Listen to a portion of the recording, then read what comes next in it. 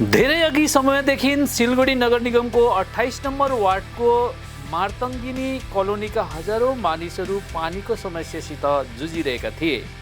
यसैले गर्दा सिलगढी नगर निगमले तिनीहरूको समस्याको समाधान गरिदिएको छ। लगभग 56,16,484 रुपियाँको लागतमा पम्पिङ स्टेसन स्थापित गरिदिएको छ। प्राप्त जानकारी अनुसार पम्पिङ स्टेसन सिलगढीको 27 नम्बर वार्ड अन्तर्गत बाबुपाडामा बनाइएको छ। यो पम्पिङ स्टेसनले मुख्य रूपमा 28 नम्बर वार्डको मातङ्गिनी कोलोनीका मानिसहरूका लागि पिउने पानीको आवश्यकतालाई पुरा गर्नेछ। आज सिलगढीको मेयर गौतम देव अनि मेयर परिषद दुलाल दत्त लगायत अन्यले पम्पिङ स्टेसनको निरीक्षण गरे। यस अवधि मेयर गौतम देवलाई इलाकाका मानिसहरूले पम्पिङ स्टेसनको कतिपय समस्याहरूबारे अवगत गराए। यसै गरी मेयरले पनि आगामी 1 सप्ताहको अवधिमा नै समस्याको समाधान गरिदिने आश्वासन दिएका छन्। জলের এটা দেখুন, এটা কাজটা ক্রিটিক্যাল কাজ, আমরা এটা করেছি। করে এই আয়রন রিমুভার এটা করাতে এটা 28 নম্বর ওয়ার্ড 27 নম্বর ওয়ার্ডে জায়গায় জায়গায় জলটা ভালো যাবে।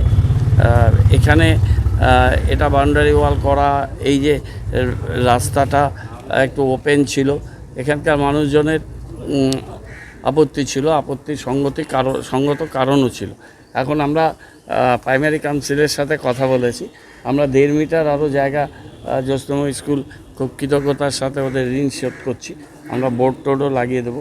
1.5 মিটার জায়গা আমরা ওদের থেকে পারমিশন নিয়ে এই রাস্তাটা অল্টারনেটিভ রাস্তা, এর পোলগুলোকে শিফটিং, লেফট সাইডের ড্রেনটাকে ঠিক করে দেওয়া, এই রাস্তাটা করে দিচ্ছে। এই রাস্তাটা করে দেওয়াতে কি হবে, অল্টারনেটিভ রোডটা এটা হয়ে গেল।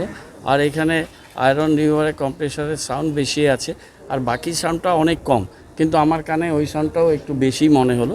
আমি পেয়েছি, ইঞ্জিনিয়াররা এসছেন, ওদের বলেছি এটা ট্রায়াল রান চলছে, আগামী 7 দিনের মধ্যে সাউন্ডটা একদম মিনিমাম টু মিনিমাম জায়গাতে ওরা নিয়ে আসবে। আমি আজকে দেখে গেলাম, আজকে হচ্ছে কত তারিখ, 14 তারিখ। আমি 21 অথবা 22 তারিখে আবার আসবো, আবার এসে ওনাদের নিয়ে এটা ফাইনালি আমি আরেকবার দেখে যাব।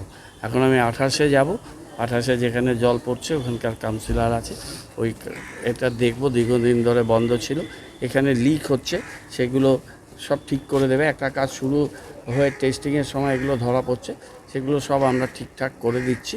জল জমবে না, ড্রেন আউট করে বের করে দেওয়া হবে। 28 নম্বর ওয়ার্ডে কাজটা আমরা দেখব, জলটা যে যাচ্ছে পড়ছে, মানুষ পাচ্ছেন।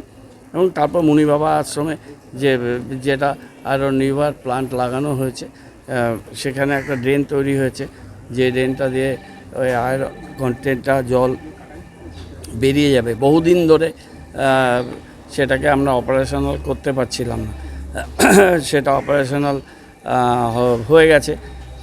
লাস্ট মিটিংয়ে 30 তারিখের মিটিংয়ে আমি বলেছিলাম যে 7 দিন টাইম দিয়েছিলাম, সেটা 7th of May, আজকে 14 তারিখ, আরও 7 দিন এক্সট্রা টাইম ওরা পেয়েছে। এইটা করে আমরা 5 নম্বর ওয়ার্ডে কাজটাও যাব। মানুষটা তো পাচ্ছে, তো এখনই তো পাচ্ছে, এটা পরশুদিন থেকেই পাওয়া শুরু হয়েছে। ওখানে যাচ্ছি আমরা, চলুন গেলে।